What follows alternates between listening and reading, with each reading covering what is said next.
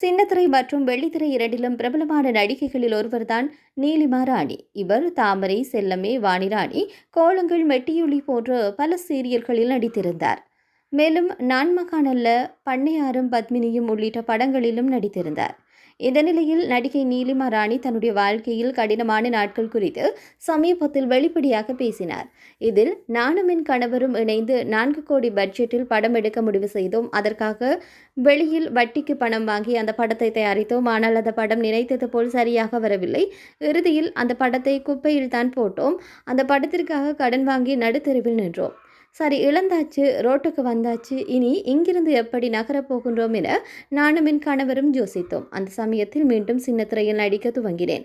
வாணிராணி, தாமரை, தலையணை பூக்கள் உள்ளிட்ட சீரியல்களில் நடித்து வந்தேன். வாடகை வீட்டிற்கு கூட போக முடியாமல் என் கணவரின் நண்பர் வீட்டில் ஒரு அறையில் தங்கியிருந்தோம்.